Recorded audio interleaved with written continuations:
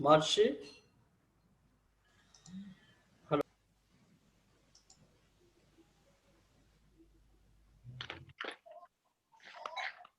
So we'll begin. A very good afternoon to all. Welcome you all to this 10th session of second part of the national webinar on multidisciplinary approaches to folklore, challenges and perspective. Perhaps one of the longest webinars we've had ever. I'm Mercy Jiljil, PhD researcher, Department of Modern Indian Languages and Literary Studies, University of Delhi. I'm working on recasting paradigms of femininity under the supervision of Dr. Venkat Ramaiah.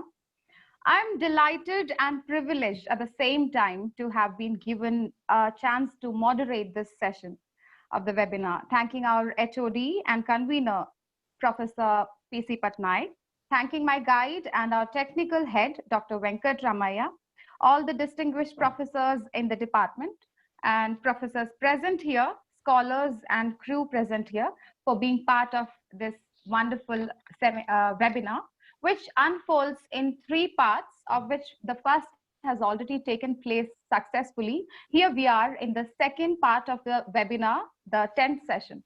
So about today's session, we have 4 speakers. So some instructions for the speakers. All the speakers can present papers for 20 minutes, and 10 minutes you have 10 minutes for answering the questions which can be taken from the audience. The audience and the speakers will not be in direct contact.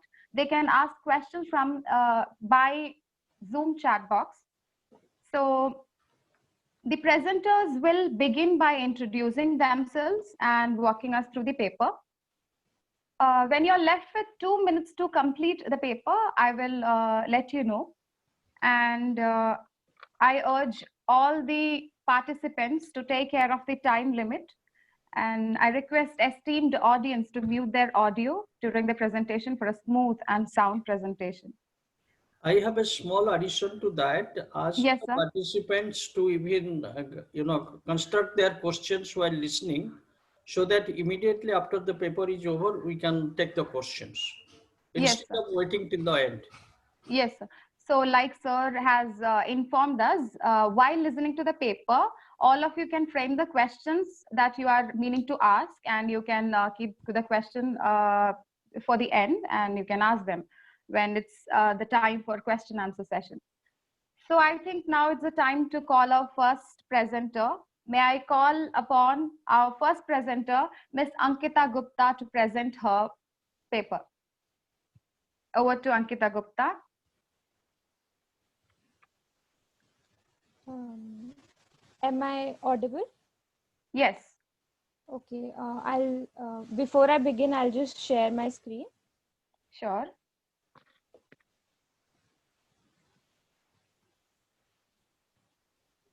Is it visible? Yes.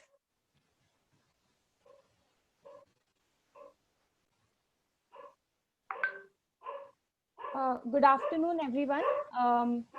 Thank you for giving me this opportunity to be part of this long webinar on folk life and the multidisciplinarity aspect of folklore and folk life. I am Ankita Gupta and I'm pursuing a PhD from the Department of Modern Indian Languages and Literary Studies, University of Delhi. And the title of my paper is Menstrual Etiquettes, Folk Practices in Different Communities of India. So I would like to begin by explaining what the aim of my paper is. So my paper actually tries to study the multicultural dimensions of Indian folk life with special reference to menstruation, which is not only a physiological or a biological process, but also a very important part of socio-cultural dynamics of various communities in India. And these etiquettes manifest in the form of gestures, behaviors, language and performance, that is folk practice, thus making the intricate part of folk life.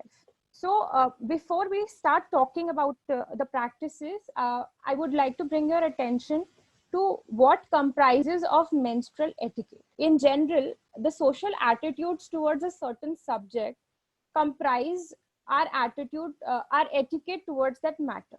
So in order to understand the etiquettes that revolve around the discourse of menstruation, one needs to question whether the construction of menstrual etiquette is an absolute necessity.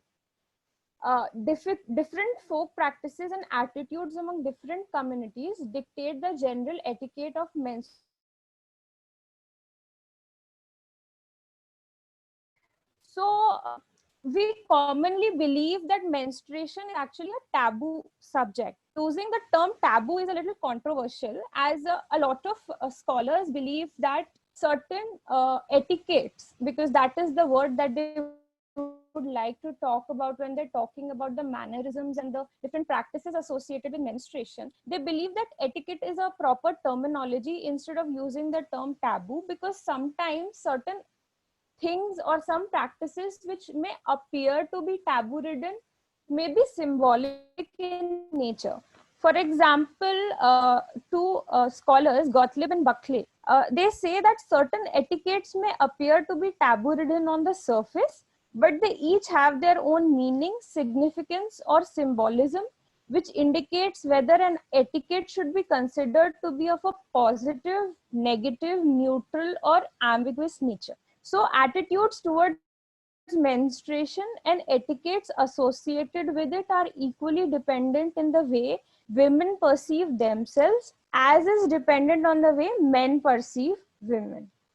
So in my study, I have looked at different folk communities, which I have divided on the basis of the etiquettes. These include the community that is the media and the advertising industry, then marketplace communities, so how people behave in the marketplaces, then again family, religious places and religious communities, cults, language communities, castes, tribes, village, district, city, or state, rural and urban communities, and community of artists or performers. The actual study is a working paper which is part of my PhD thesis, which comprises around 20 to 25 communities that I have worked with. You can see the name of the communities as I show the slide. These are the communities that I have originally worked with, but this study, which has been conducted on a large number of communities, in this presentation, I'm only going to look at few examples from few communities because of the time constraint. So the first type of folk practices that I would like to talk about are the folk practices in the public realm. So as I said, that the communities in the public realm can have media and the advertising industry and the marketplaces. So one of the most common forms of etiquettes that we observe in the public domain is the association of menstruation with shame. From a very young age, girls are trained to keep in check their bodies and its growth process, which leads to the escalation and consciousness about the need for shame associated with menstruation. Special care is taken in order to show that nothing is unusual. One must continue to keep about their business with no sign of pain or discomfort. So in the Indian context, when I'm talking about this, I'm talking particularly, as you see in this image, very often we'll see that the advertising industry prohibits itself from showing showing the red color of the blood on television, and they replace it by a blue liquid. And additionally, they also always cater to the customer in terms of buying products that will prevent odors or bulging or leakage and things like that when it comes to menstruation. And the second aspect of this is when you go to a marketplace or a chemist shop or a general store and you want to purchase a sanitary napkin, you will always observe that the chemists themselves will wrap the sanitary pads either in a black poly bag or in a paper bag, so that when you go out, people do not necessarily come to know what you're carrying. Then I'll talk about the folk practices that are related to menstrual products or the general paraphernalia that is associated with menstruation. So if we talk about women in the urban spaces, they have now started getting access to pads and tampons and vaginal cups. But if you go to the rural places, there still women are using either old rags or clothes.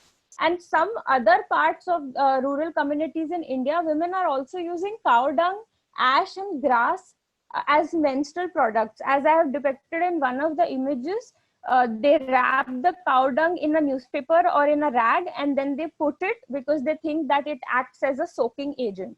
So one of the menstrual activists, that is Chris Bogle, she records that in the global south, torn saris or salwar kameez in India or other scraps of cloth, for instance, towels or beddings, are accessible and affordable resources, especially in rural areas. But its usefulness is undermined because when it soaks, it causes chafing.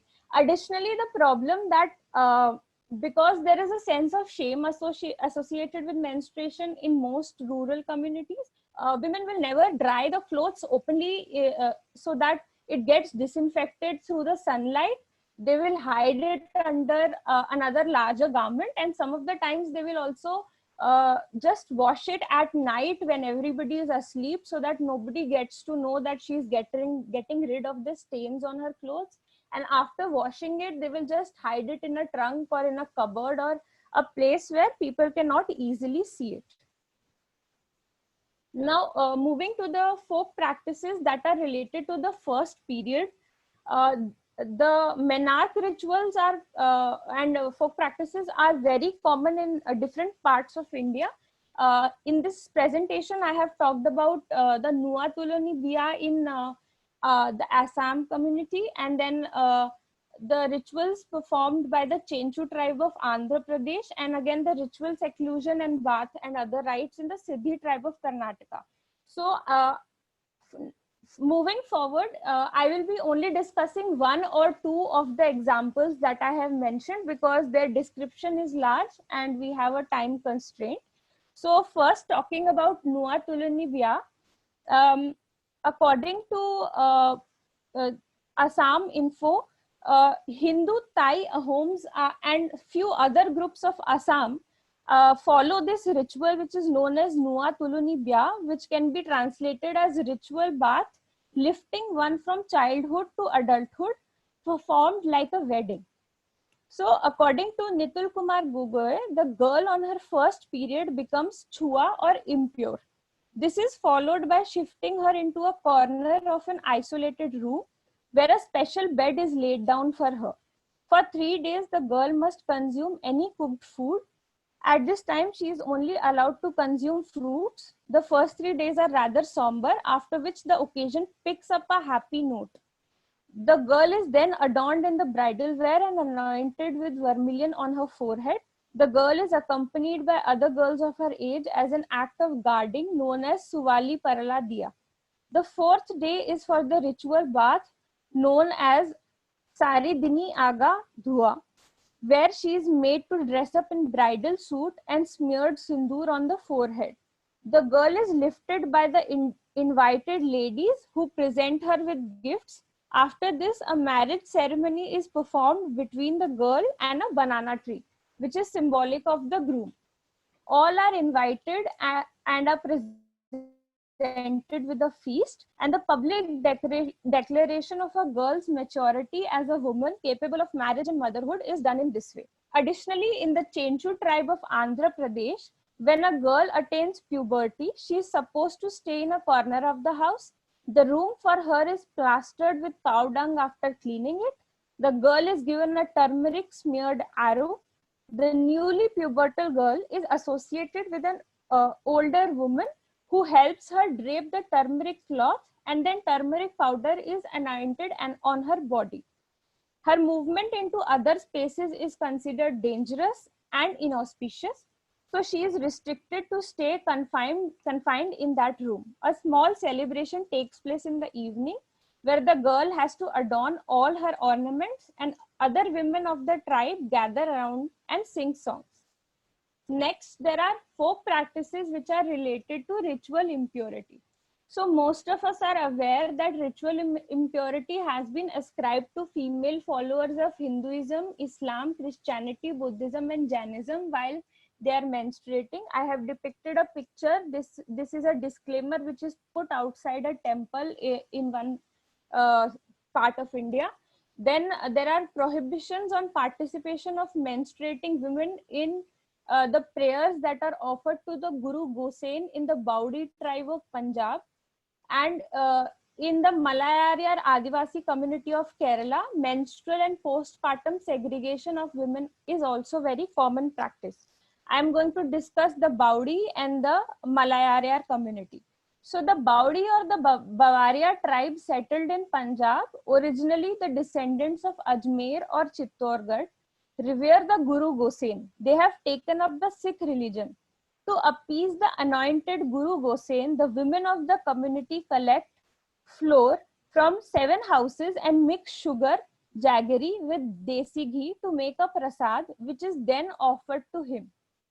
The prasad thus prepared is distributed among all members of the community, but it is not given to women. A woman is also not allowed to climb the thada or the platform, as she could pollute owing to menstruation. She must bow before it only from a distance.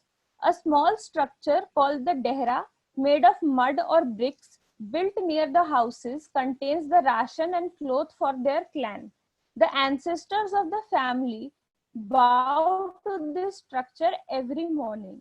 This place is central in offerings made to seek blessings, but women cannot go in the vicinity of this dehra during menstruation. If any part of her garment touches the dehra, it is considered to be polluted and must be immediately replaced. In Kerala, among the Adivasi community called the Malayarias, there are strict segregation rules associated with menstruating women. Like many other communities, the women during menstruation and postpartum are segregated and kept in a room called the Ettapara, who are neither allowed to enter the kitchen, nor touch anyone, nor cross through the front yard of the house. They are served food in this segregation on a leaf and particularly have to avoid touching men. They are carrying a scythe in their hand all the times, indicating their situation, and are supposed to wear a mundu, which is a loin cloth, which is boiled and cleaned on the 4th day of the period. The scythe is also set to keep away all probable dangers that a woman may be vulnerable to during menstruation. So in this, the aspect of ritual impurity actually has a dual role.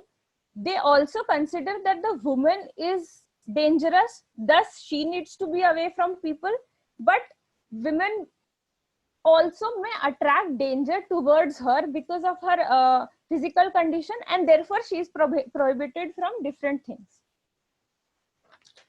Moving on to the next, there are also celebratory folk practices in our country, such as those associated with the Kamakhya temple and the Ambubachi Mela in Assam and the Raja Parv of Orissa.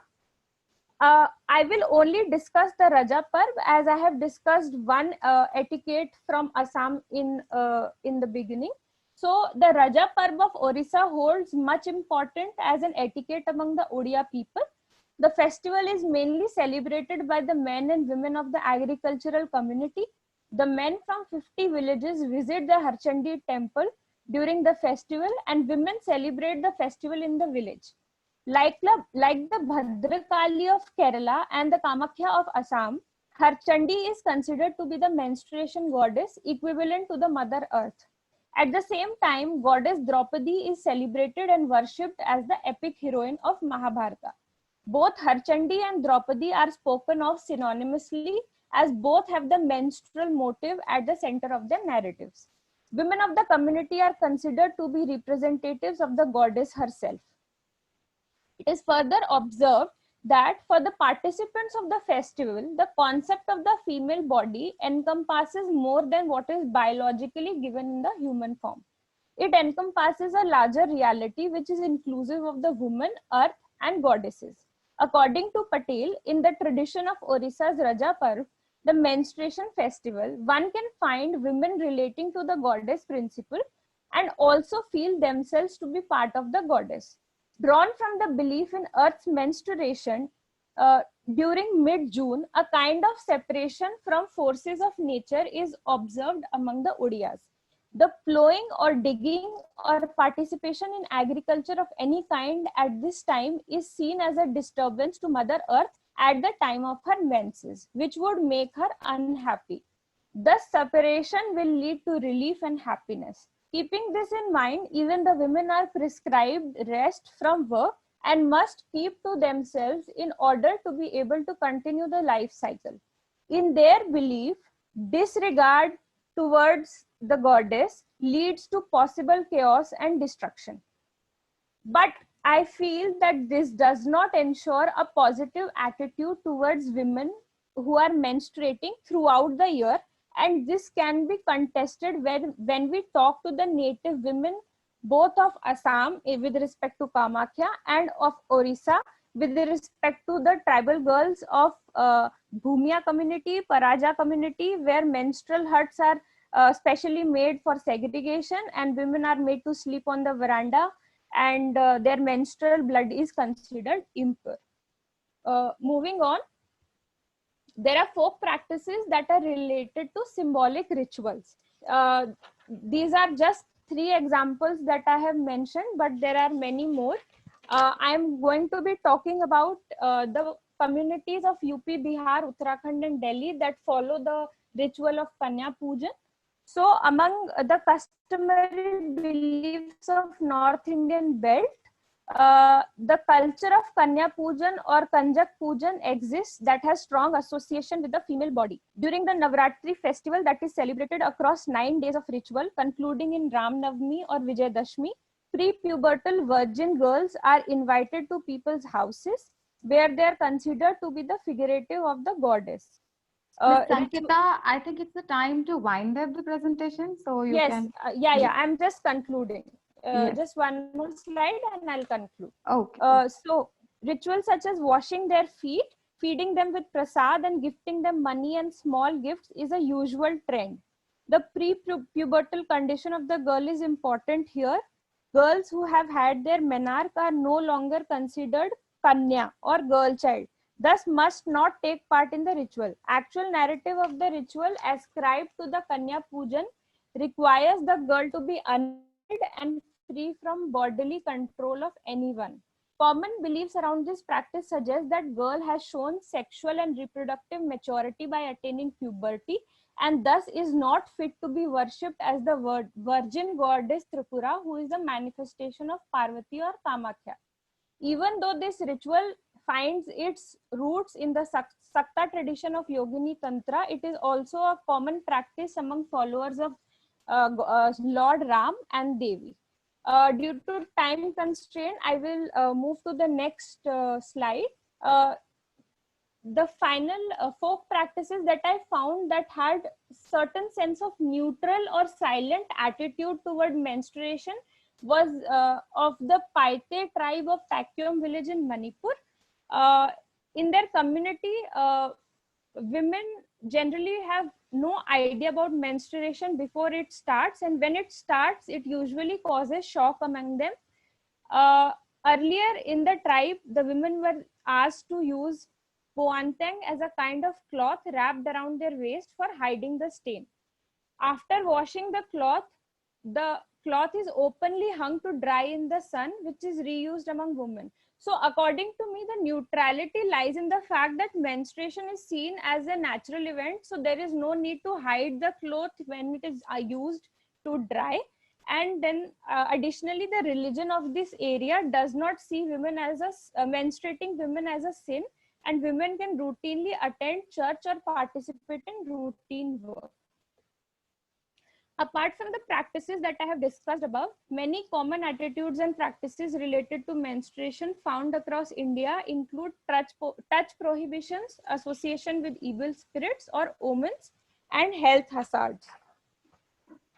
The purpose of this paper is not to pass judgment on the folk practices, neither to indicate the politics behind these practices, but to simply put across the multicultural and multidisciplinary dimension of menstruation in India. So I conclude that folk practices of different communities reflect the menstrual etiquette of that community. The menstrual etiquette of a community may or may not be a direct reflection of their attitude towards menstruation in general.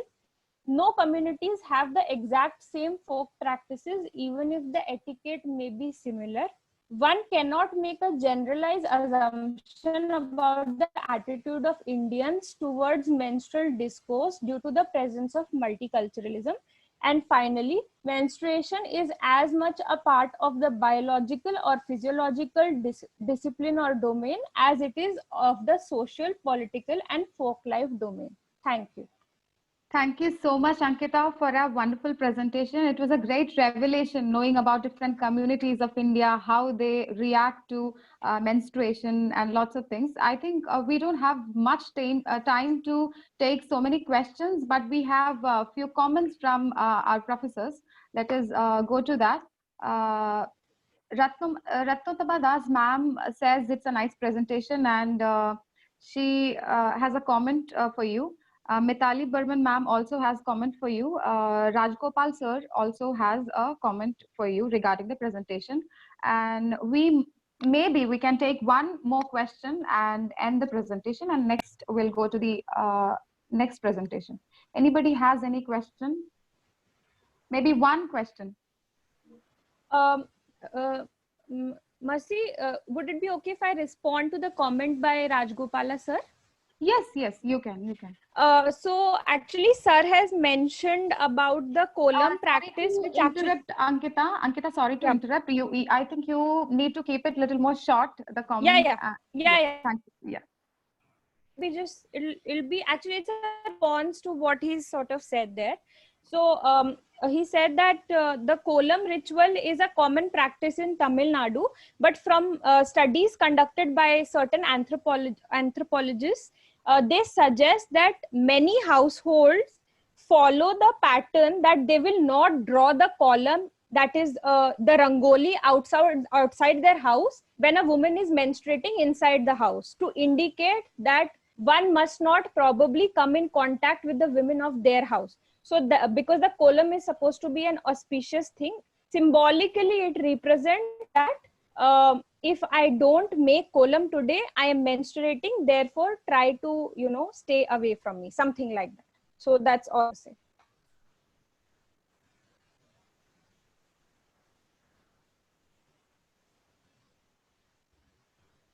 Mercy, you are on mute. Mercy, you are on mute. Okay, so we don't have any more questions. It's only comments given by professors and research scholars. So let us move on to the next paper. Yes, thank you so much. Thank you so much, Ankita. So we have Preeta Chakrabarti as our next paper presenter. Madam, please. Thank you so much, Mercy. Hello, everyone. I am Preeta Chakrabarti. I am a research scholar from IIT Kanpur. My interest areas lies in folklore and mythology in the Indian context, and I'm currently looking at the river Ganga and how it is represented across various contexts. So this is a working paper, and it's a part of my thesis. So any comment and suggestions will be really appreciated and helpful. So before I begin, I'll share my screen.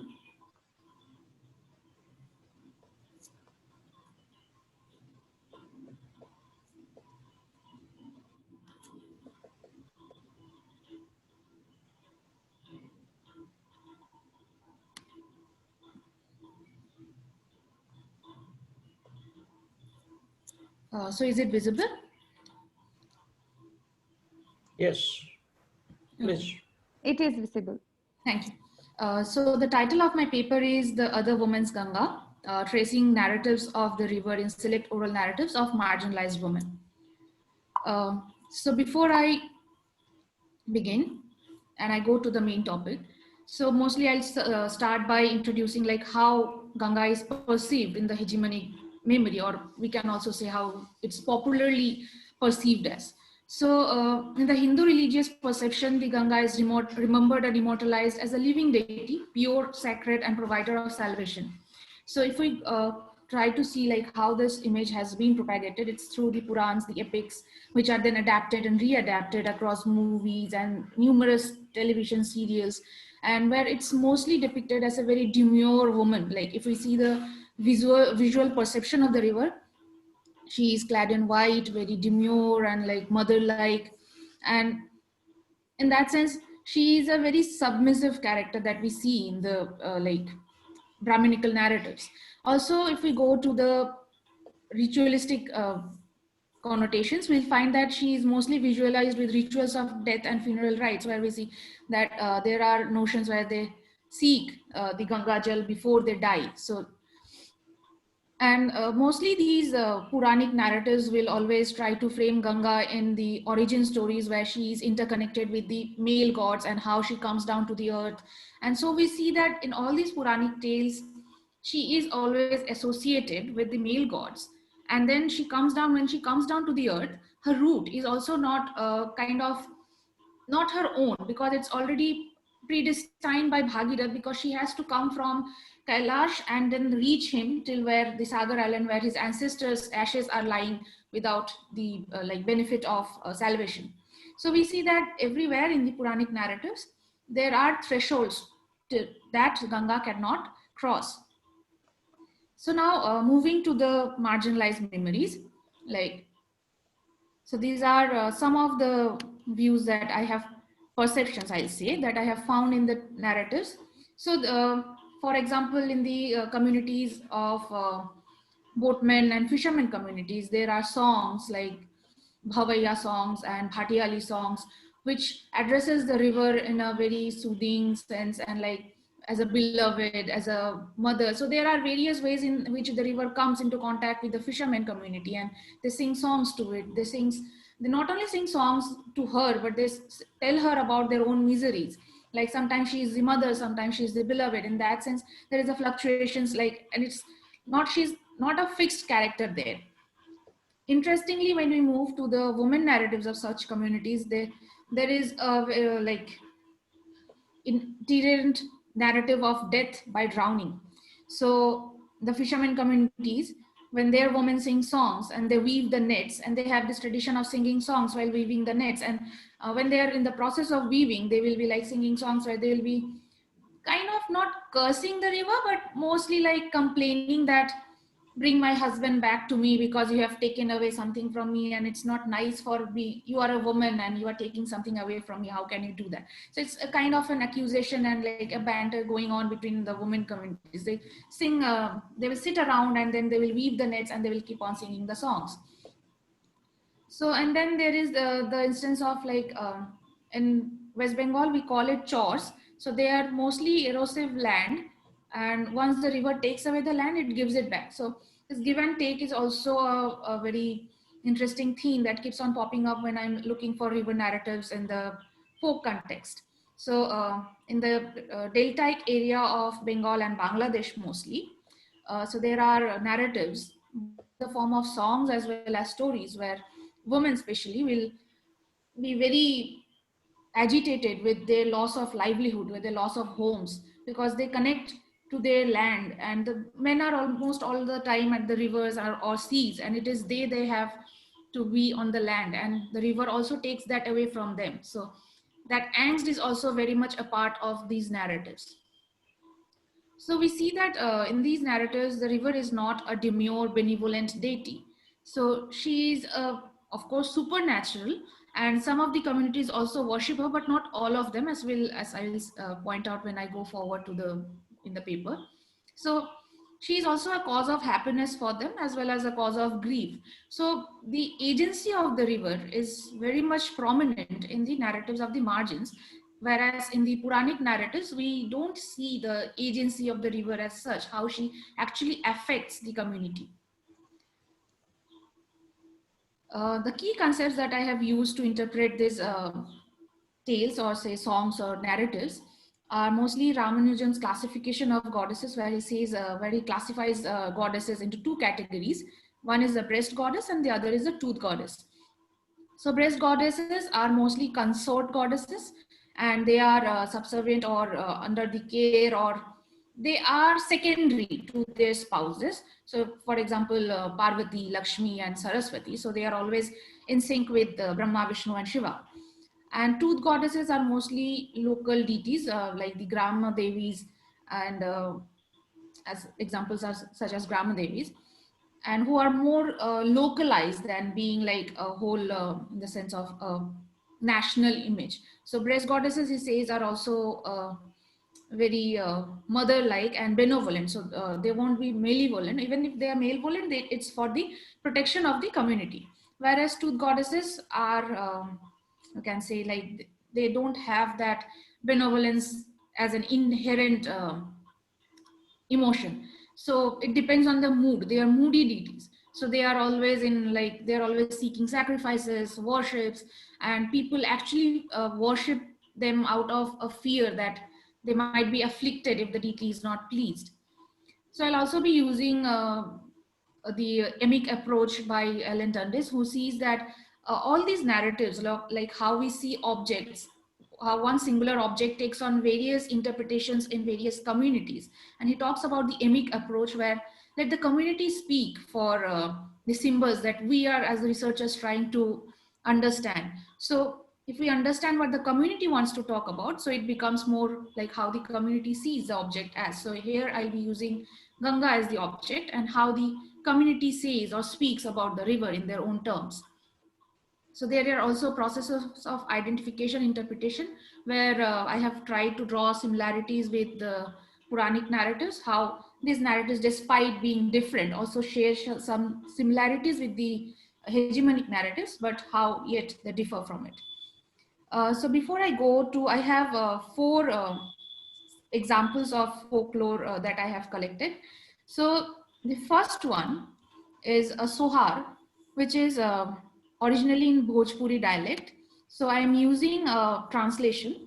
So this is an interesting song, which says like it's a woman who goes to the Ganga and complains that, "Oh river, drown me, give me a way so that I can drown."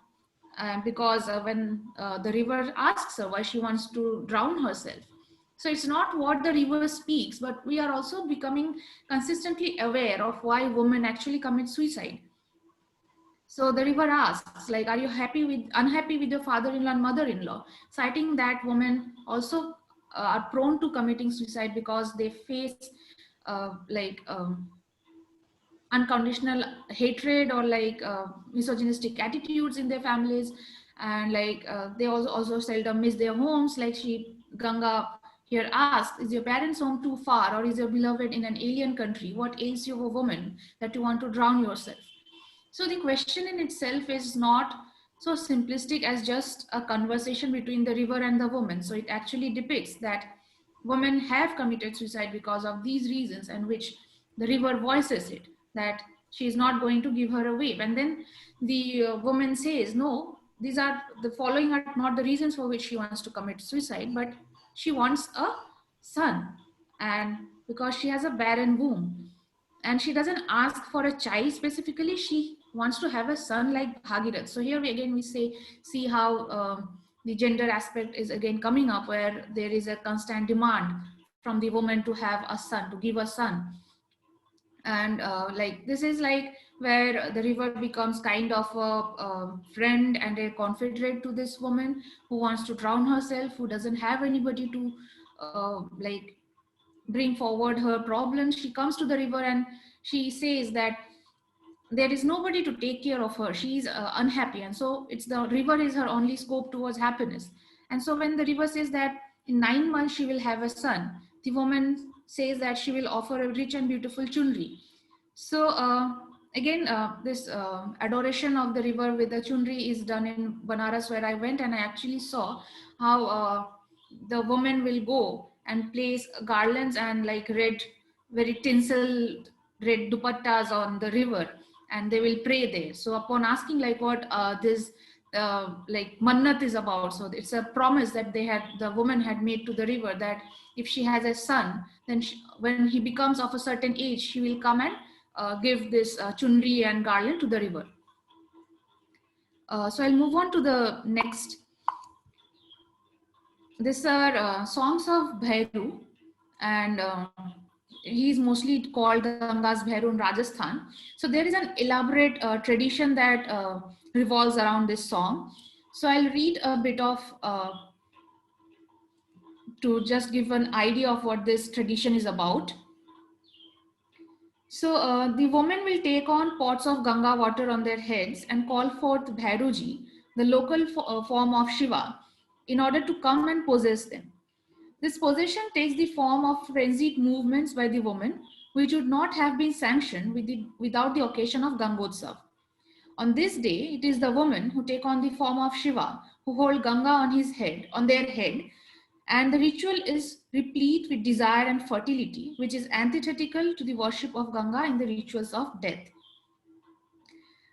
This ritual is also interesting because there is combination of elements of life and death, which are integrated within this whole Gangotsav.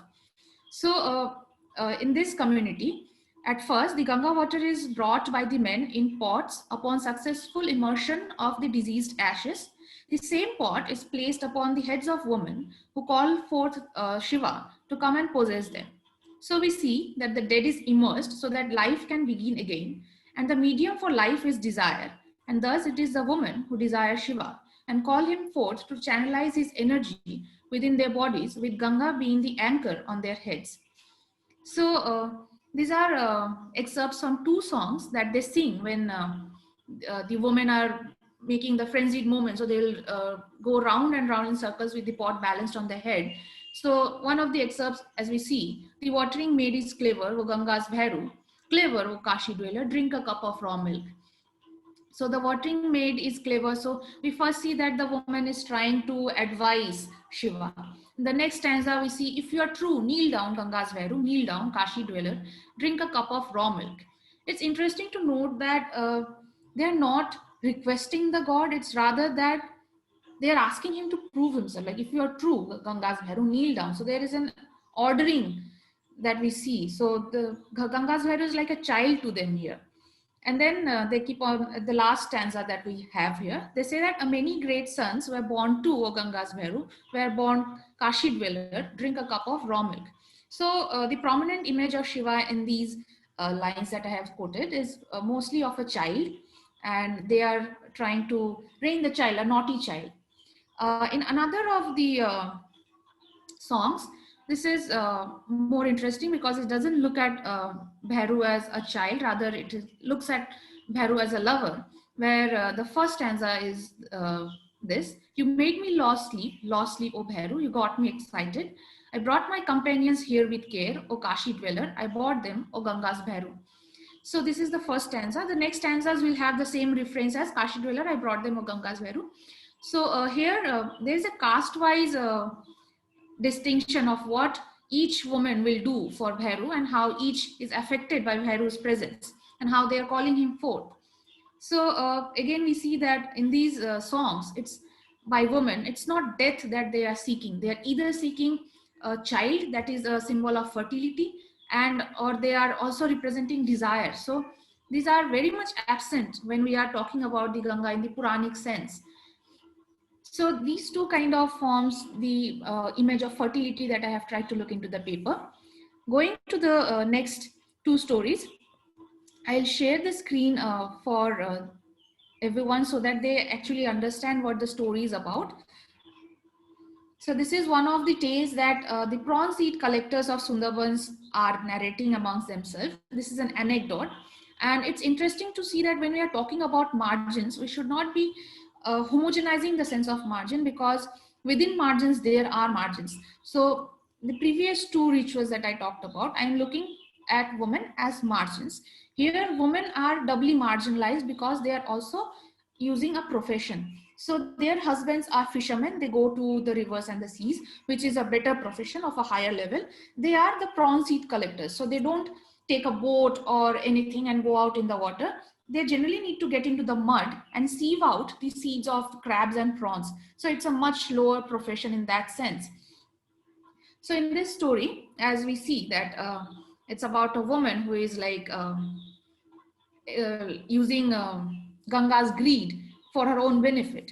So if we try to understand, Madam, I'm sorry to interrupt. I think you're left with 2 minutes to end the presentation. sure, I just Yes. wind it up. Yes. So this is one of the stories that we have. The other one is this. It's a ballad of Gongima or Ganga Devi. Popularly, it's a Pachali. So I wanted like everyone to see the story, because these are the stories that are not that prominent. And when I found it, this story, especially the ballad of Gongima, which is also a Pachali, we see that there are elements of the Puranic river coming up. Like she finds a child, and the mother image, like Ganga taking a child to her breast and then drowning it, is how Ganga, after marrying Shantanu, drowns the 7 children. So, but again, what is different here is her desire to marry and have a lover. Also, this ballad comes from the region of Bangladesh, which is predominantly Muslim. What is interesting here is that Ganga, a Hindu deity, is integrated with Khwaja Khijir, which is a Muslim Peer, and how these two are integrated into one like tradition, where this is called the Bera Bhashan tradition, where this ballad is sung. So during conclusion, I'll conclude by saying that these representations are necessary because they give out a different point of view, which is not there in the hegemonized narratives. We see Ganga as a friend and confederate, as an anchor of desire, as a greedy and hungry goddess, and as a lustful, angry, and malevolent deity in the lives of women, because they are also playing an integral part with the river.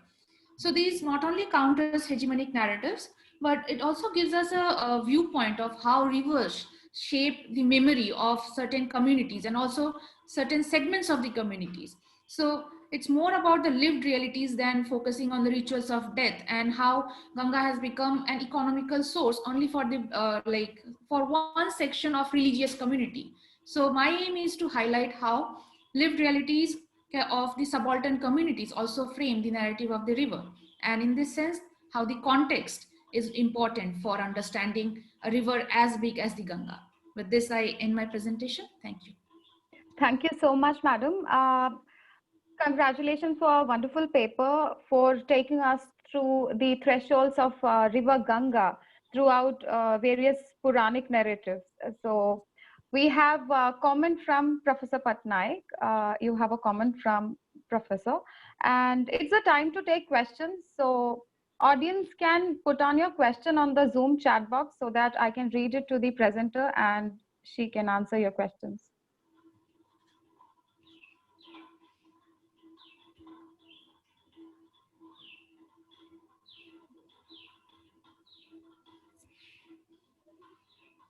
Read out my suggestion. Yes, sir. Yes, sir. So Professor Patnaik says consider changing fisherman community to fishing community. Marginalized memory creates ambiguity, he says. Thank you so much, sir. I'll keep that in mind and make the changes. Thank you so much. Yeah, so we have enough time to take few questions. So I request all of you to ask few questions regarding this wonderful presentation.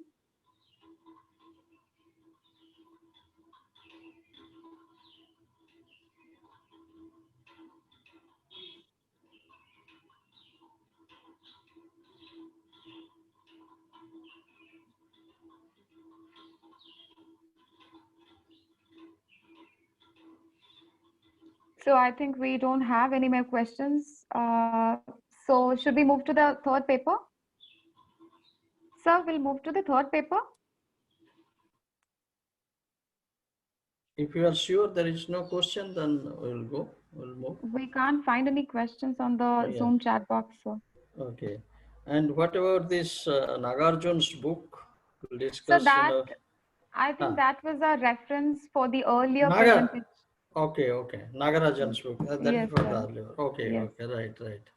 Oh, that has come right. Okay. Yes. Okay. So then let us move on to the third paper. So may I call upon DA Esther to present her paper on dwelling system of Paumei Naga community, nature to folk life. Over to you, DA Esther.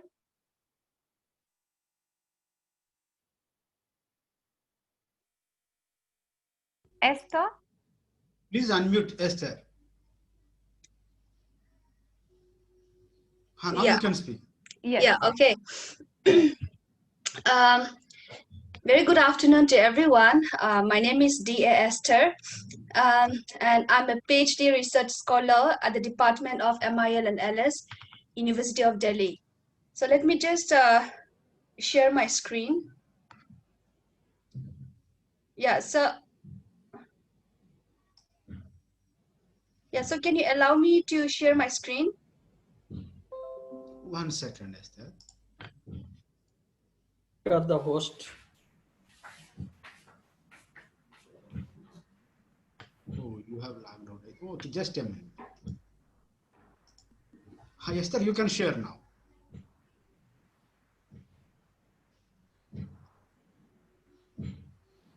Okay.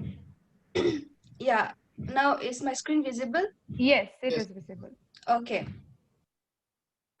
Yeah, so as you can see, the title of my paper is Dwelling System of the Pomai Naga Community, Nature to Folk Life. So, yeah, so this is a picture of one of the Pomai villages. I want to first of all start off by talking a little bit about the community. So the Pomai Naga is a community of the Nagas in Manipur of India. The community has about 100 villages with a population of about 1,87,000 approximately. The major population live in the Senapati district of Manipur, and a small population of them live in Nagaland in the Phak district. And the language of communication among the people is called Pola. Okay, so what I'm trying to do in this paper is I want to take a folkloristic study of the dwelling system of the Pomai Naga community. So the approach is anthropological in terms of data collection and gathering of information, and I'm giving it a folkloristic interpretation. So the paper also documents the manners of dwelling of the community, and it looks at how the dwelling system reflects a symbolic wave of social cultural meaning specific to the community, and it further explores how the system of dwelling, the space and arrangement. Sorry, I think, can you click on slideshow? It will become a full screen.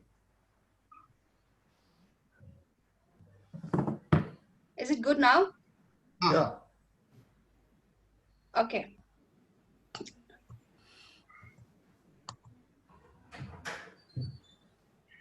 Yeah, so the paper also explore how the dwelling system, the space and arrangement carry a symbolic representation of the relationship between the folk life and nature, how the totality of their existence is in close affinity with the natural environment in which they live in. And the paper hypothesis that the physical, the social, cultural, psychological, economic, and environmental dimension are interconnected, at least in the context of the Pomai Naga. Okay, so now I want to explicate the meaning, the concept of dwelling in this paper. So when it says dwelling, it doesn't merely mean a built structure or a house, but it's a system, a living system in which activities take place.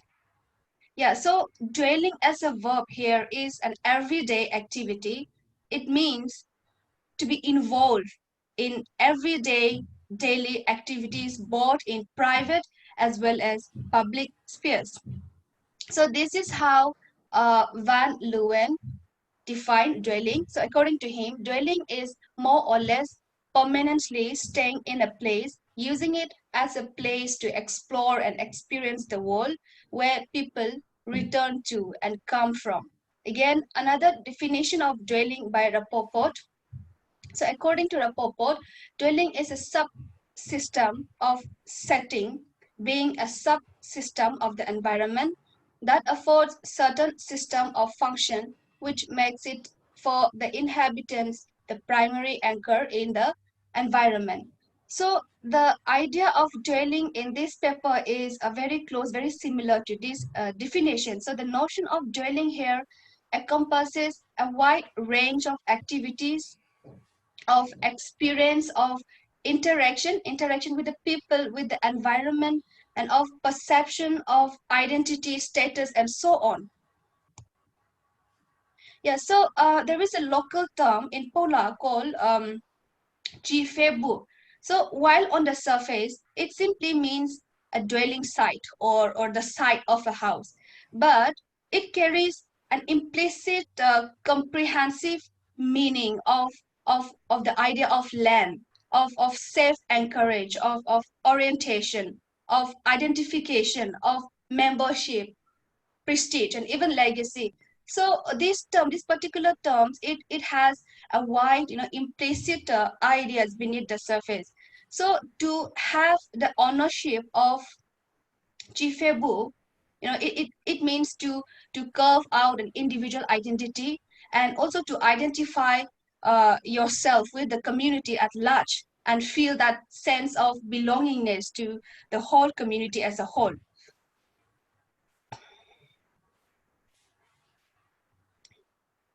Yeah, so when one talks of the dwelling system of the community of the Pomai Naga in particular, it is pertinent to talk about it in relation with nature because their life is always in close communion with the surrounding nature, surrounding environment. So the nature is being drawn into the whole sphere of the folk life. So this interaction with the nature shapes the whole sphere, the world view, the folk life, and the way of life itself.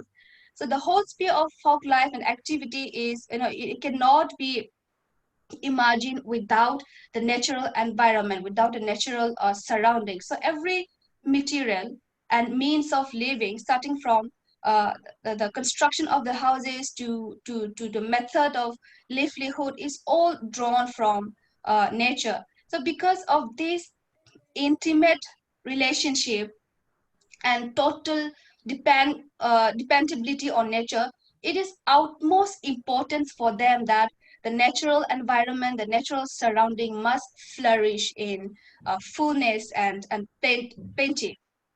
And also the traditional world view of the community of the Pomai, they infuse the nature with a spiritual essence. So much of the folk rituals and ceremonies that were performed were observed to appease the spirit of nature. So even while collecting, material for construction of houses, they would look for the best timber, one strong and sturdy one without defect. And when they found one, they wouldn't straight away cut the timber. So they would first of all perform certain rituals to see if the timber is, happy with them. So if so they perform certain rituals asking the spirit of the timber to favor them. And according to oral tradition, in the olden days, when Pomai Naga forefathers make the first settlement, it was a customary practice for them to offer a piece of meat to prominent rocks and trees in that particular land. So traditionally, the act of uh, sharing meat, of giving meat, is a symbol of goodwill, of friendship, of reconciliation. So I postulate that the act of offering meat to trees, to nature, to rock is a way of appeasement, seeking the protection of the benevolence of the spirit of the nature, or perhaps it's a kind of covenant that you make with nature. And also the Pomai believe in the idea of Federako, so which means the spirit of the house or the spirit of the land. So they believe that this particular spirit reside in every house, in every homestead, in every land. So this spirit is believed to be a benign, a benevolent spirit, and the folk would say that a land or a house that is devoid of this spirit is prone to a natural disaster and destruction. Yeah, so in this context, again, it is inevitable to talk about land, because the interconnectedness of land, the connection of land with life and the people is again deeply personal. So while land makes life possible by providing sustenance and livelihood to the people, it is again deeply connected with the sense of community, with the spiritual and identity, and has multiple socio-cultural implications. So the connection of land of the people with life in the context of Poma is again fairly sum up by these two observations made by these two scholars, Nipini and Dominic. Yeah, so the insights themselves. So according to Nipuni, land is the very gift of nature and is connected with life.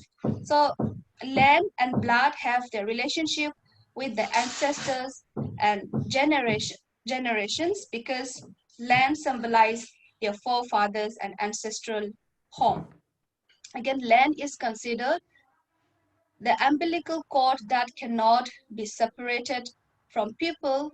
The land serves as a fundamental marker of continuity with the past, as well as reassurance of identity and promise of the future. So the mode of land classification for Poma again can be subcategorized as Chife, so which means the homestead, the family homestead, and Q, which means a private forest, a private woodland, and Lu or Lupia, which means the terrace field, the paddy field. So it is customary for the eldest son to inherit the best of the family land. So basically, a homestead or a Lupia is basically a land that has a long lineage. So it is a legacy that has been passed on from generation to generation, so within the family.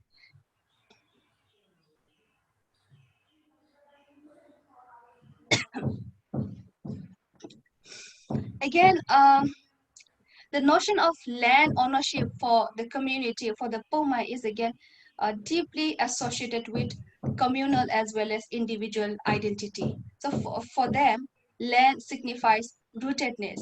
So the ownership of land, whether it be an individual land or community land, is strictly defined and jealously guarded. So if there be any dispute related to land, if there is any case of land encroachment, so that the matter is strictly dealt with. Again, the wealth of a person is defined by the number of land that he owns. So if a person has a many plot of land and forest, then he is considered wealthy. So traditionally, the sole occupation of the Pomai forefathers was farming. So possessing large acre of land gives him the advantage to produce maximum yields and maximum crops. Again, people who have more land, they are liable to perform feast of merit, which I'll be talking about later on, and that enable him to earn higher social status in the society. Okay. Now I want to talk about the housing system, the architectural symbolism. So it's not worthy that among the Poma community, nobody is homeless.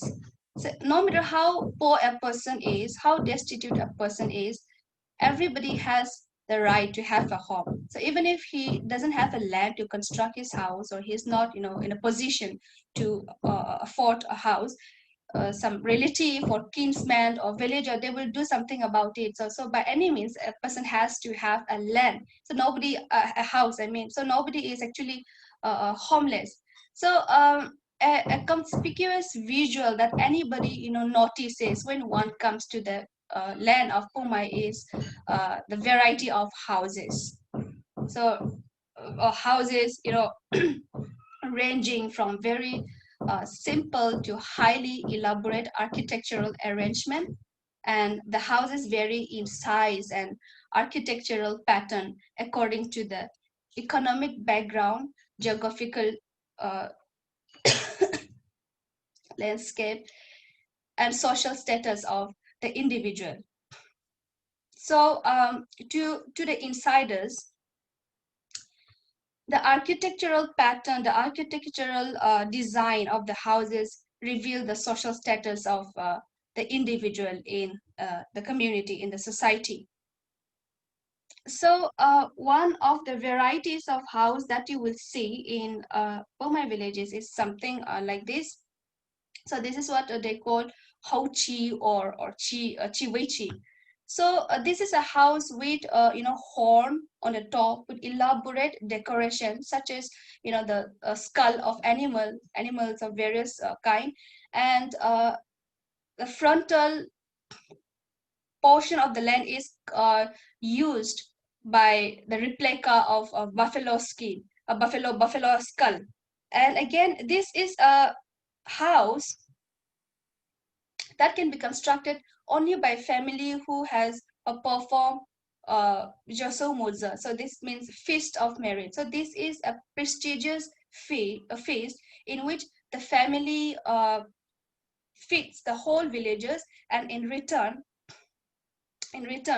the community grant them respect, higher social standing. So a house like this is a symbol of honor. It is a symbol of prestige and respect.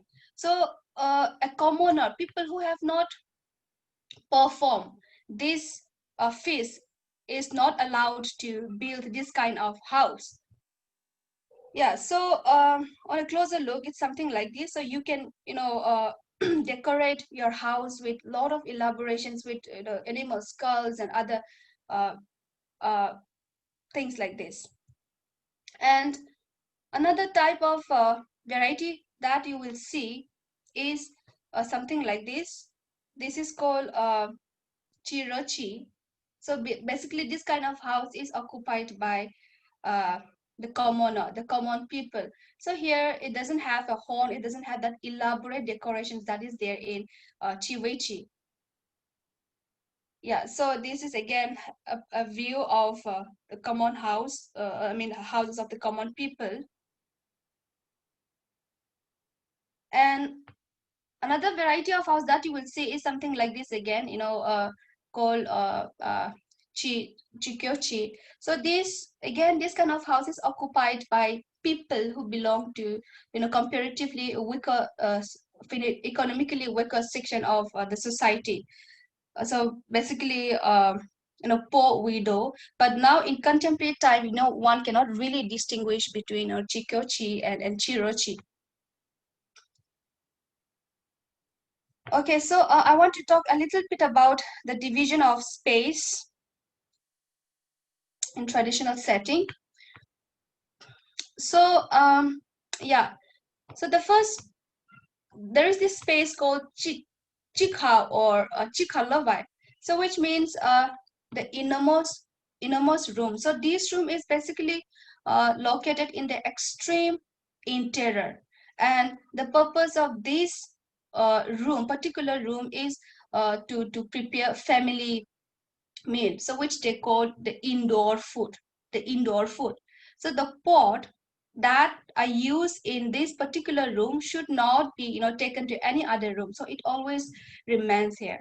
So no outdoor meat, so which means the wild animal, this kind of food are forbidden to be cooked in this particular room. Again, in the same room, in chikha room, they also prepare, they also brew the local alcoholic drinks, which is basically the rice beer. Again, adjacent to this is rahaiko. So this is basically the space where they store the rice, the harvest. So this space is basically filled with granaries, with barn. Again, then adjacent to Rahaichi is the space called Votoli Dape. So this is the space again where they prepare the pig, the swine of food. So in this particular room, another fireplace or another hut would be arranged to cook outdoor food. So basically wild animal and this kind of food can be prepared in this room. Again, this room is also a kind of a dining room for them. So although the family meal is prepared from the innermost room, they would take the plate and eat from here, from this particular room, Botoli Dapi.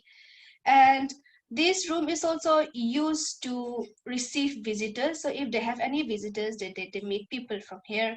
And again, the same room is also used as, for sleeping purpose. So basically, again, this is again bedroom as well. And that then adjacent to that is the allocation called choza. So this is basically the space where they use for grinding paddy and winnowing rice. Then adjacent to that is called chipyome. So this is basically the frontal porch. So I think this is equivalent to veranda, what we call veranda now. And of course, the outermost space is chipya. This is the open yard, the outside. Esther, sorry to interrupt. You are left with 2 minutes now. Oh, yeah, sure. Okay. So customarily, the construction of houses in the village normally take place in the month of February. And of course, in the case of unavoidable circumstances when somebody's house is like destroyed by natural calamities and fire, that is an exception. But for most people, for people who are planning to build house in a particular year, they must build the house in this time period in the month of February and March. So this is because traditionally when somebody builds a house, the whole villager would observe the day as a holiday, so praying for the safety, so that the house is not destroyed by any natural calamity. So when different family, different individual builds the house at different time, it becomes very demanding. So the village, the villager, they would set aside a particular day to pray for all the people who have built houses in that particular year. And again, this is Pome community is a deeply communal community. So when one person starts to build a house, you don't really have to buy labor. So everybody in the village come and help.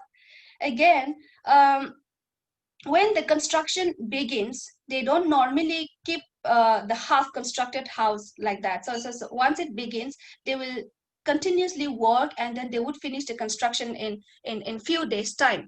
And once the construction is over,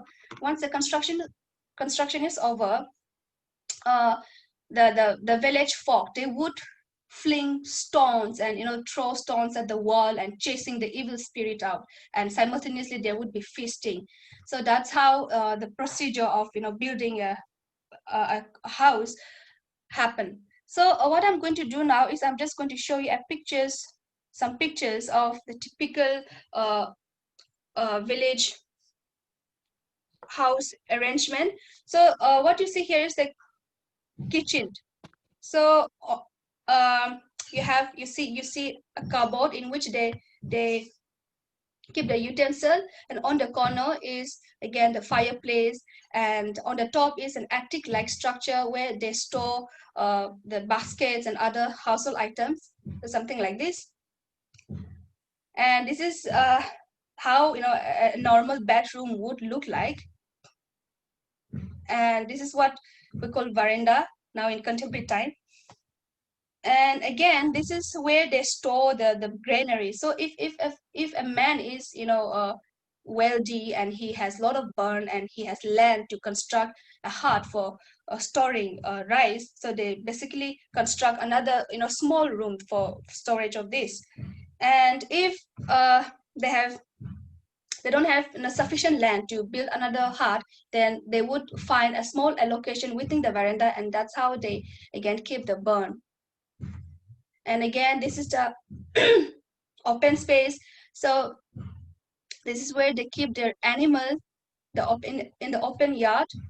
So there is a buffalo shed, a temporary one, And on the right is again the pigsty. And again, in the open space, you also see something like this. Every household has this arrangement where they store up their firewood. And again, now this is how, you know, this is what has come about now. So what we see here is a traditional house standing alongside this modern building.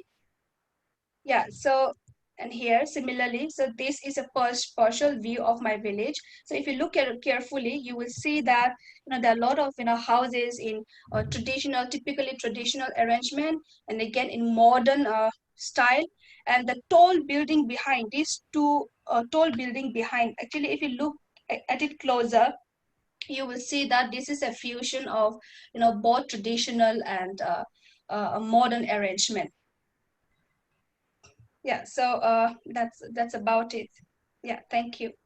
Okay, so Esther, we have few questions. So let us first pick Professor Prakash Patnaik's question.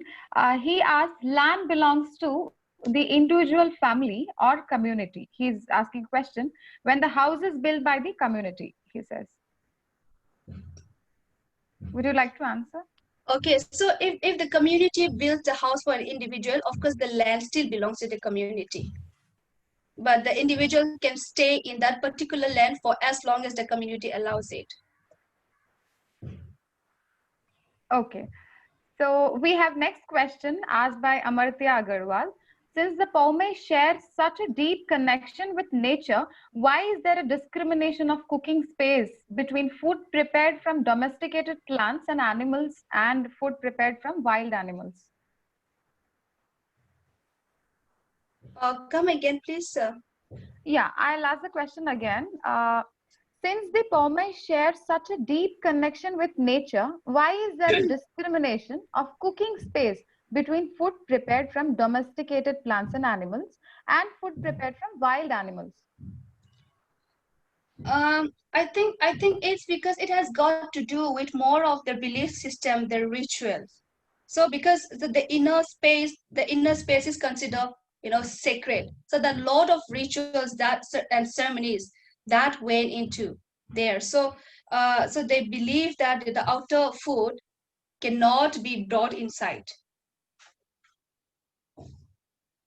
Okay. I think we have one more question asked by Ruchi Rana. She says, you said the data collection is from anthropological way and used for a folkloric reading of that. Could you tell us the distinction between the methodology applied in the two disciplines? How similar or different are they from each other? And what are the implications of overlapping the two? Any which way?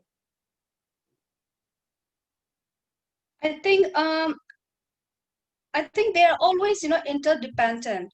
I mean, when you start a folkloristic, you know, research, I think there is always this aspect where you use the anthropological approach as well. So I think you cannot really, you know, give a distinct separation between them. So in my case, so like I said, so this is basically, you know, the way that I collect data information is anthropological because it's about the people, the society. But at the same time, I'm giving a folkloristic interpretation because I'm also talking about the culture as a whole, about the folklore, about the folk life, the folk culture.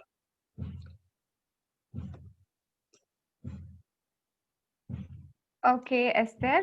So there is, we can see Dr. Madhusudana raising hands. Sir, I request you to write your question on the chat box so it will be easier for us.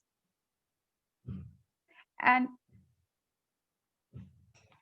about the presentation, Esther, it was a very interesting presentation. You let us all know about how Paumei Naga community is so much giving importance to the nature. I also have a question.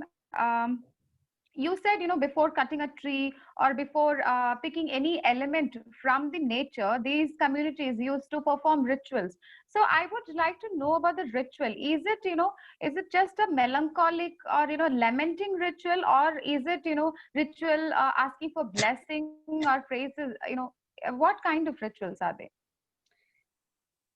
See, I have to tell you this. Now, these rituals are not performed anymore. Okay, so it was Okay. performed in the olden days before the Okay. Christianity. Now the whole society is Christianized, so I have not really seen it myself. So Okay. basically, I don't know how the procedure how was like carried out. So, but basically, the motive of the ritual is to ask, the favor of the spirit of uh, nature. Nature. So, Right. so regarding the procedure and how it was actually carried out, I don't know. I have not seen myself. So, Okay. Okay. Thank you so much, Esther. Let us see. Do we have any other questions? We have lot many suggestions there, talking about how interesting your paper is, and we have another comment from Dr. D. Madhusudana. He says, "These community, is there any relation with South India Naga community?" no. South India, Naga community.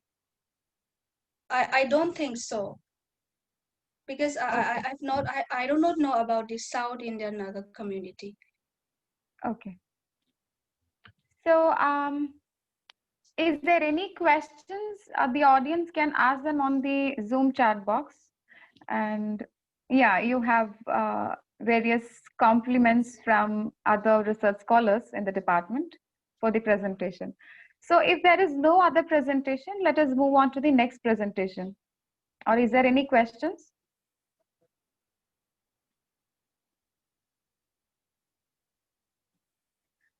Okay, I think thank you so much, Esther, for this wonderful paper. Thank Let us you. move on.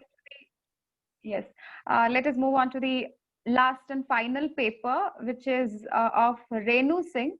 The title of the paper is "The Fading Tradition of Thesu Jinjia in the Villages of Uttar Pradesh." May I call upon Renu Singh to present the same? Yeah, hi, good evening, everyone. Am I audible? Yes.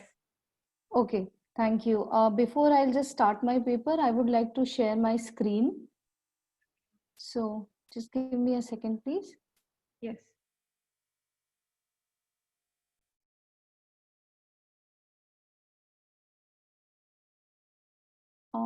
Is it visible, the screen? It is visible.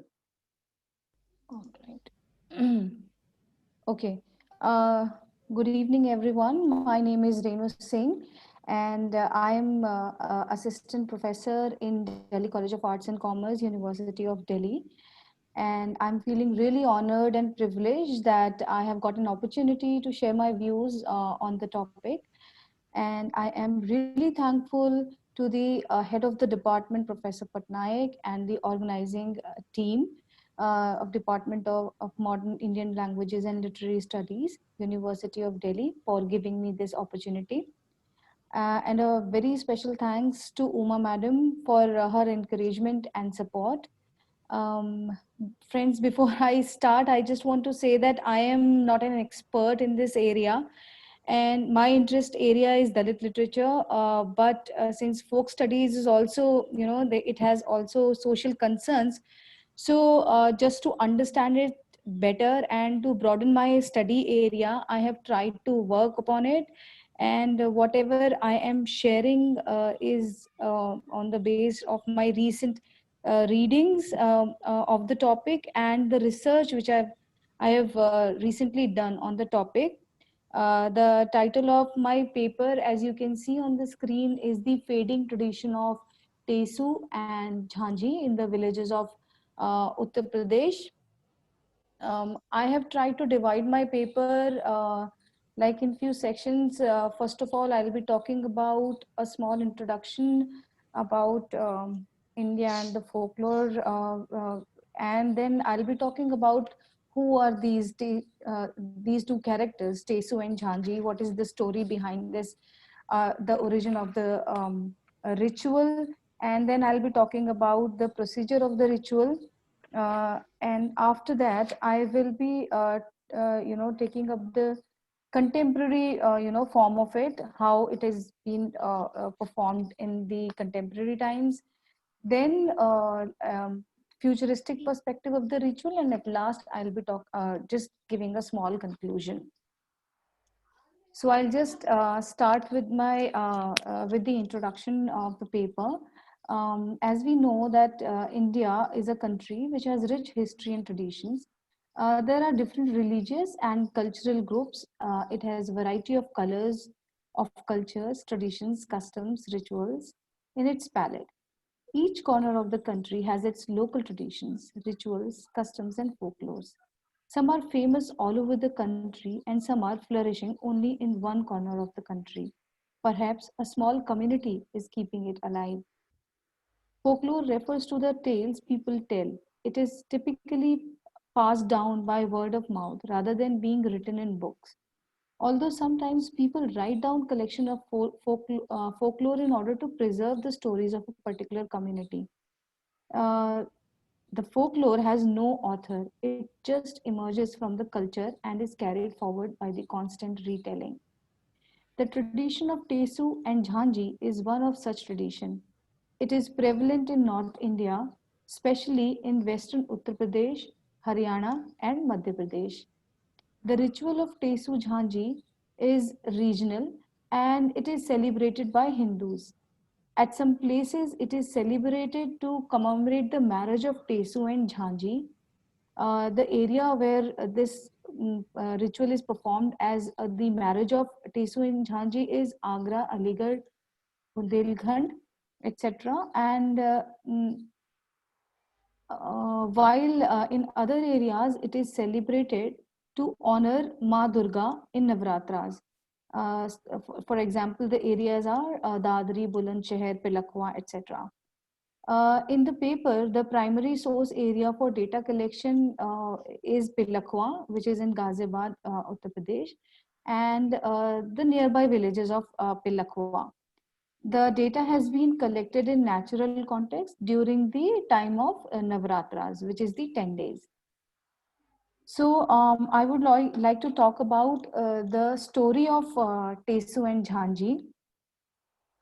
There are many legends about the origin of Tesu and Jhanji and the beginning of this ritual. So I have got I found few narrations during my research. So I'll be sharing three of them, which I found relevant. The first narration goes like this. It is said that Kunti was born unmarried son, and the first son of which was Babarvahan, whom Kunti had left in the forest. As soon as he was born, he started growing at twice the speed of a normal child, and after a few years, he started troubling people around. When the Pandavas were terribly upset with him, Krishna cut off his neck with his Sudarshan Chakra at the behest of Subhadra. But Babarvan was immortal. Then Krishna created Jhanji, also called Sanji at some places, from his illusion and married Tesu and promised him not to fuss. This was the first narration. The second version of the story is by Dr. Brij Mohan, who is a retired professor from Banaras Hindu University. And according to him, Babarna was a famous archer. One day, Lord Krishna wanted to test his skill and asked him to shoot all the leaves on one tree using only one arrow. Krishna craftily plucked one leaf and put it under his foot. Bhuvarna's arrow pierced all the leaves on the tree and then came towards Krishna's foot. Seeing this, Krishna lifted his foot and the arrow pierced the last leaf also. Krishna realized that Bhuvarna was a great archer and feared that he would challenge Arjuna. So he decided that Bhuvarna must be killed somehow. Krishna therefore asked Bhuvarna for a boon. When Bhuvarna gave his consent, Krishna asked for his head. Bhuvarna willingly agreed but requested that he be allowed to see Mahabharat war. Krishna said, "Your head will live until the end of the war." And thus Krishna put Bhuvarna's head up on the tree sticks of Serikand, a kind of reed on that he could watch the war. The last narration of the story, which I am going to share, is very interesting, and it was similar to the procedure of the, the ritual. It is believed that Tesu was Barbarik, who was the son of Ghatotkach, son of Bhim, son of Maharaja Pandu of Kuru dynasty. Everyone knows that Bhim married a demon named Hidimba during exile, from whom a powerful son named Ghatotkach was born. When the time came, Bhim sought advice from Lord Krishna for the marriage of Ghatotkach.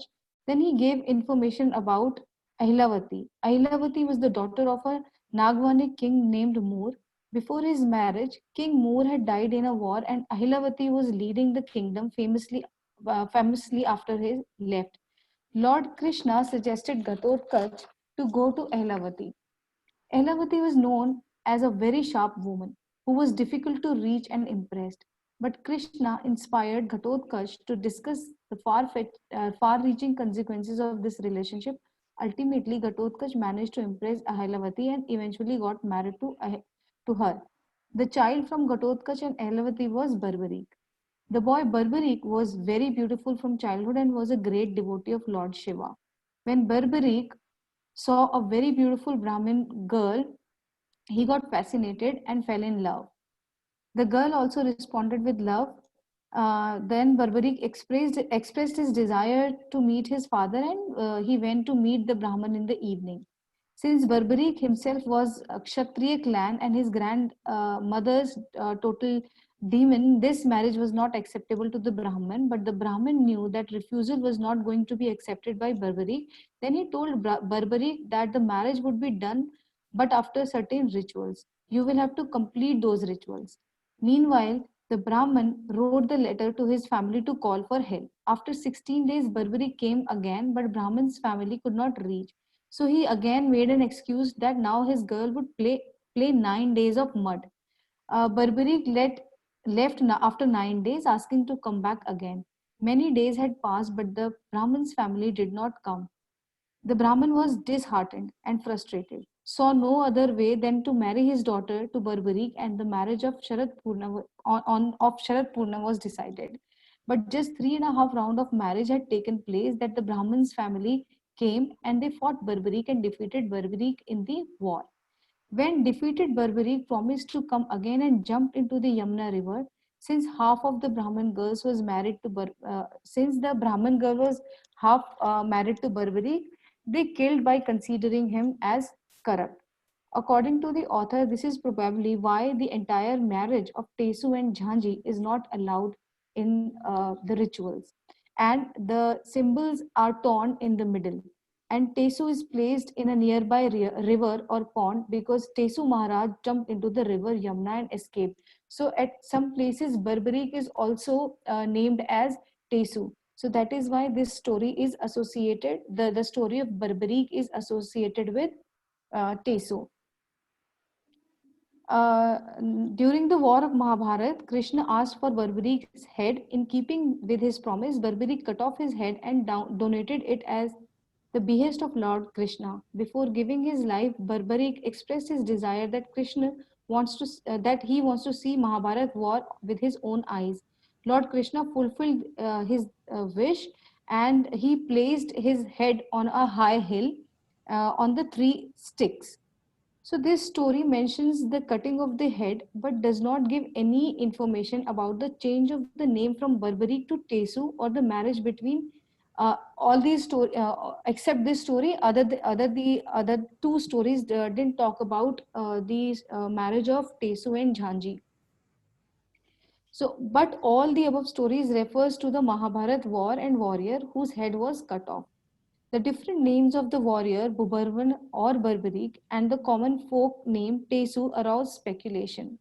To trace the connection between the oral tradition and the written epic, some questions were asked to village people, like who is Tesu, who was Barbarik, why was his head cut off, How did his name become Tesu? Who was Jhanji? Why is this festival celebrated? And why are Jhanji and Tesu married symbolically? But no one could answer these questions. So this the picture which I am sharing on my on the right side of the screen is the picture of the Jhanji, and the left side is the Tesu. As you can see, Tesu is, you know, it is standing on the sticks, the three sticks. So now I would like to discuss about the procedure, how it is celebrated in the villages. So in the villages of Uttar Pradesh, the Jhanji Tesu festival begins on Kuwar Shukla Navami. Girls make Jhanji with cow dung and clay, which they collect from nearby reservoir and knead it to make it soft and more flexible. After clay gets ready, they make small shapes of stars, birds, and animals and leave them to dry. So they make these kind of shapes out of these clay, and once all the shapes get dry, they will be painted in different colors. So and one night before the Navratra, girls and ladies assemble these structures on the wall and give them the shape of a woman, which they call Jhanji Mata. So this is how they arrange these shapes on the wall with the help of cow dung as an adhesive. So and this women structure, they call it Jhanji Mata. And the preparation of these small clay structures started before the beginning of Navratras. Along with Jhanji, girls make an idol of Durga to worship all the 9 forms of Durga for 9 days of Navratra. So as you can see, uh, here we can see the image of Durga here. All right. So the next slide is about the boys. Because boys make Tesu. On the first day of Navratri, boys generally aged 12 to 16 make Tesu, a structure made up of clay and sticks. Only the head of the Tesu is made up of clay, which is generally colored with yellow or blue, and black color is used to make the eyes and mustaches. So you can see these structures. This is Tesu, and somewhere the face of the Tesu is like a fierce monster, and somewhere like an ordinary human. The head rested on tripod made of 3 sticks on which there is a place for placing a lamp in the middle. In the evening, one boy carries this Tesu in his hand and the rest follow him around in the neighborhood. Small groups of boys go from house to house with their Tesu and glowing diyas with symbols in their mohallas and singing Tesu songs. So when they go house to house, they sing songs.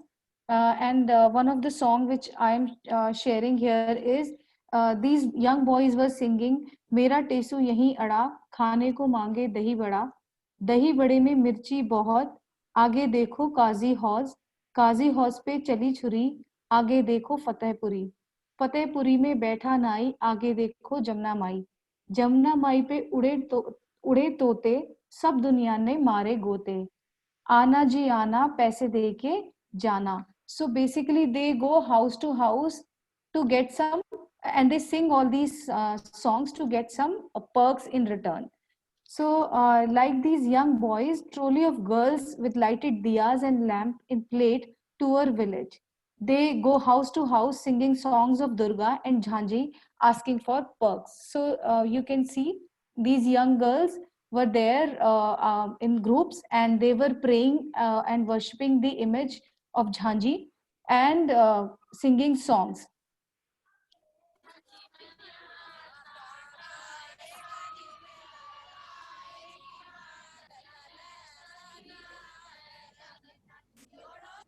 Yeah, so basically they were singing Aarta re Aarta, Meri Devi Maiya Aarta, Kahe ka Dibla, Kahe ki Bati, Jale Sari Rati.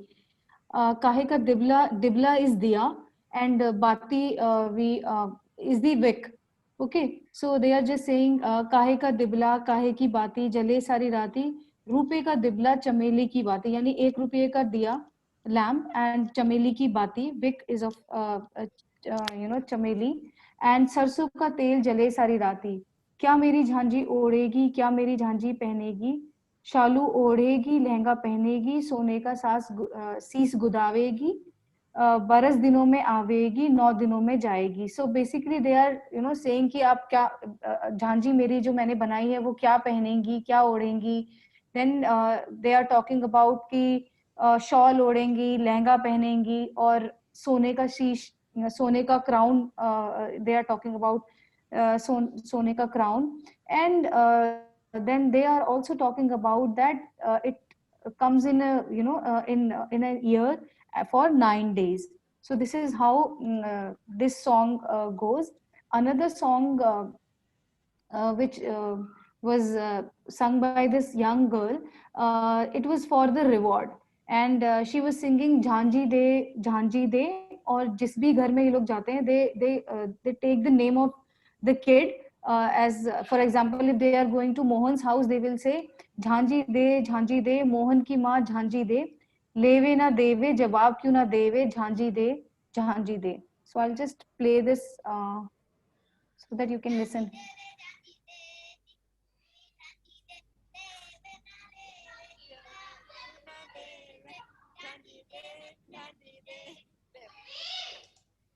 So this is how these young girls go house to house and they ask for perks. So at the end of the small performance by these young boys and girls, village people bid them farewell by giving them some reward. It can be money, grain, or some goodies. It is like a game for children. This routine goes on for all 9 days. After performing the puja of Tesu and Jhanji for 9 days of Navratras, on the morning of 10th day, which is Dasahara, the last day, and the final rituals are done by young girls and women of the houses. They sing devotional songs, remove Jhanji from the wall, and immerse them in water nearby reservoir. The immersion or Visarjan ceremony usually takes place in the second half of the day. The Visarjan is the ceremonial farewell to Tesu Jhanji. It is believed that after spending 9 days at home of devotees, Mata will return to their house next year. Now I want to talk about how these 9 days of this ritual process influence the folk life of these people. This folk ritual brings the changes to the life of people who are performing it. People clean their houses thoroughly, especially to perform the ritual. If possible, they will do the whitewash and clean their houses. During all 9 days in the morning, some sweet would be made like kheer, halwa, or bura rice. Bura is the sugar powder, etc. And then it will be served to Jhanji in the morning prayers. It is called waking up the Mata after the night-long sleep. At this time, sweet becomes the important and necessary food for prayers and in their folk life. People tries to dress well, if not new dresses, but they wear neat and clean clothes. In some houses, kids wear new dresses during the time of evening prayers. Due to prayer-oriented lifestyle, for 9 days, community life is encouraged. Involvement of young boys and girls in community life gets increased. When we talk about folklore, it is deeply connected with tradition. As tradition involves changes and continuity, cultural symbols, items, and icons of folklore all undergo a process of change. Hence, it is a continuous process of flux and inherently dynamic. Folklore is deeply connected to the social life and its process of change and alteration. Hence, this is an artistic process that is both creative and imaginative and in a state of flux and change. So similar, as we know that it is prone to change, though some changes are coming in this ritual as well. I would like to talk about the contemporary form of the ritual. We can see the modernization of the ritual. In this modern era of computers and internet, and because of migration from villages to cities, this ritual is losing its essence. Modernism is affecting this practice. The people of the city have almost forgotten it completely. The upper class has completely gone away from this practice. Even middle class children are not adopting it. But this ritual is still alive to some extent in the villages and some small towns of western Uttar Pradesh and Haryana. It is performed in villages every year, but with some diversion or changes I have observed. The Tesu is replaced with candles. So if this is the modern Jhanji, now people have started buying it rather than making it. So and Tesu is replaced with candles. Commercialization has entered to this age-old cultural practice. Now boys do not make Tesu themselves. Either they buy it from the shops or they have replaced it with candles.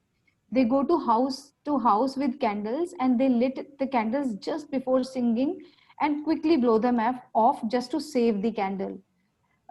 Similarly, girls have also started buying jhanji from shops. They bought them and placed them in their houses. The shape and structure of jhanji is completely taken over by the idol of Durga in these ready-made jhanjis. So you can see in this picture only the stars.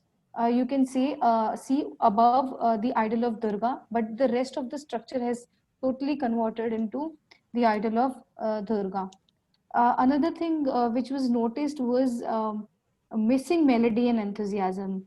The Tesu songs sung by boys were not that melodious as it used to be. Probably now children are exposed to new world of media and entertainment, so they are just performing these rituals for the sake of performing it. Earlier, children had to perform good to collect money. Their singing performance played a big role in alluring people and get good rewards, which they equally distribute among themselves to enjoy Dashera festival or Dashera fair. This collected money was used as pocket money.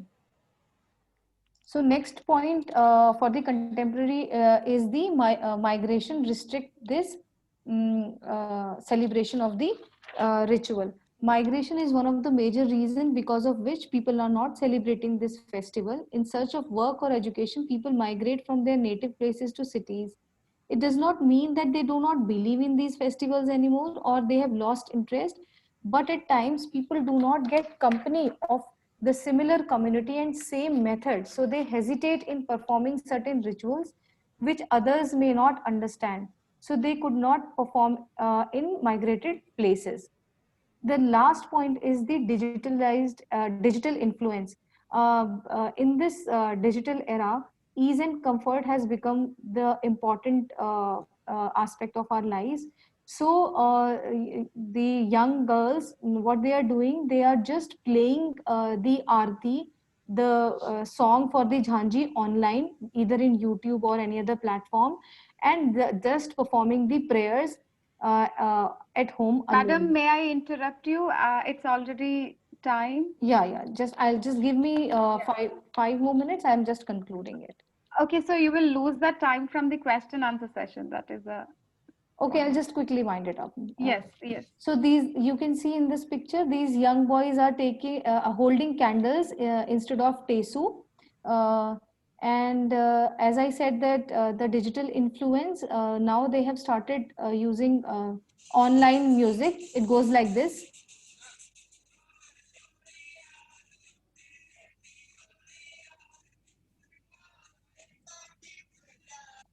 So the futuristic perspective of the ritual in the natural context focuses on the social collectiveness and social involvement.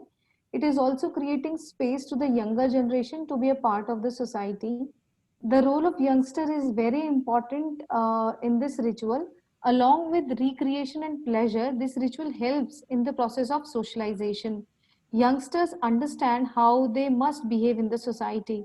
This ritual helps to introduce the cultural practices, rituals, and traditions to young boys and girls. Overtly, it seems this ritual is all about prayers, but the internal function of this ritual is to make them part of society, passing the culture to them and made them feel responsible and preparing as men and women. In the second level of the ritual, which is the contemporary form of the ritual, it has become namesake ritual. Now children use computer, play video games, and they are engaged in phones. They are forgetting the songs of Tesu and Jhanji. In the last few years, there is this decrease in performing of Tesu and Jhanji ritual, and we are witnessing a new thing which is increasing, that is the Halloween celebration in metros.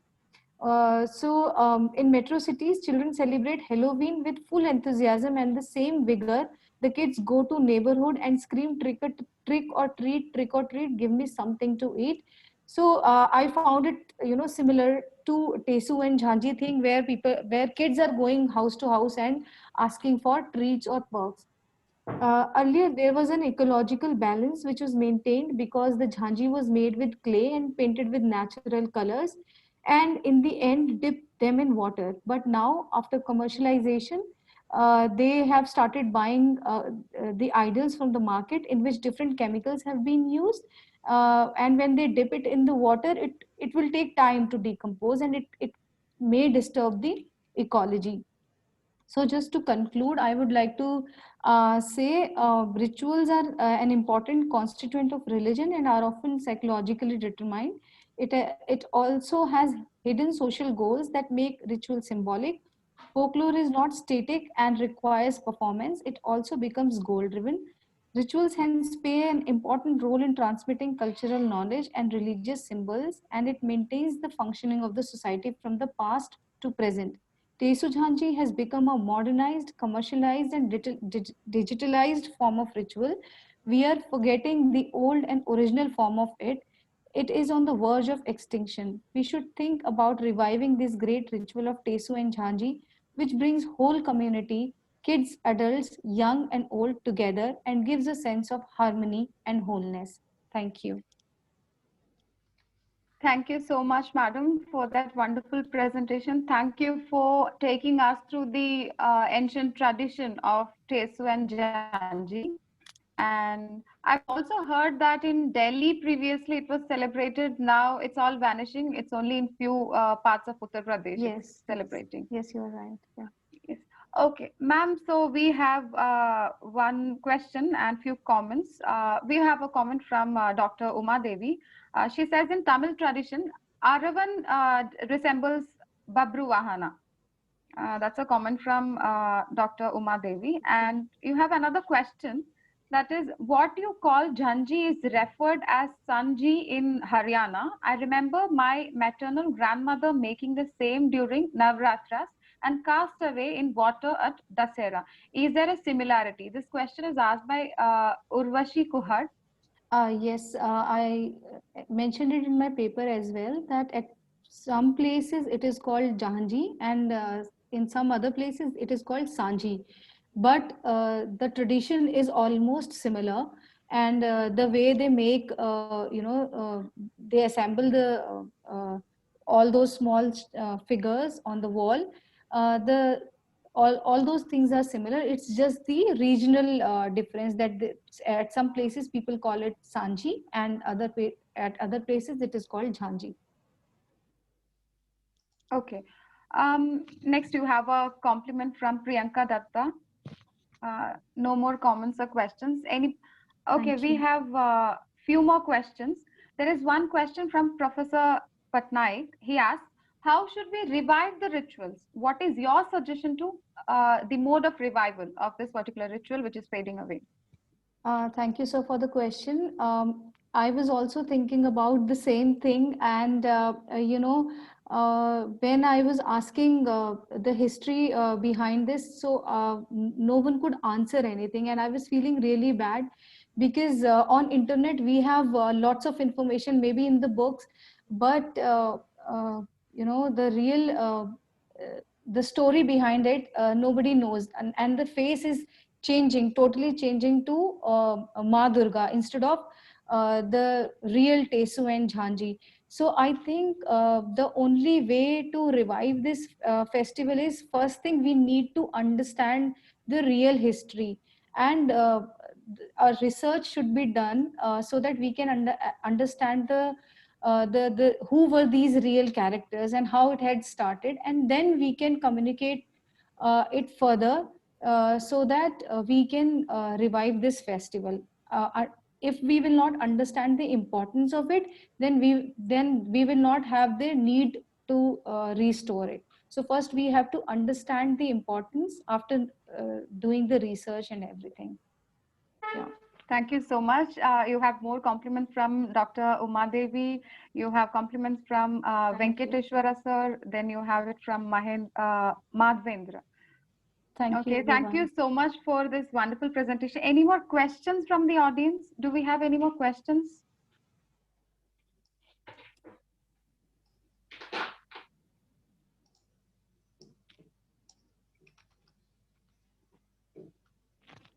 So I think we don't have any questions, any more questions. So then I think the session is done for today.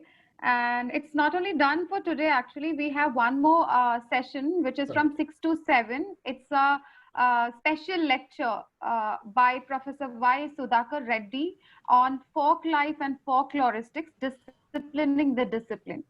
So I request all of you to take part in that special lecture, which is from 6 to 7 today. Patnaik sir?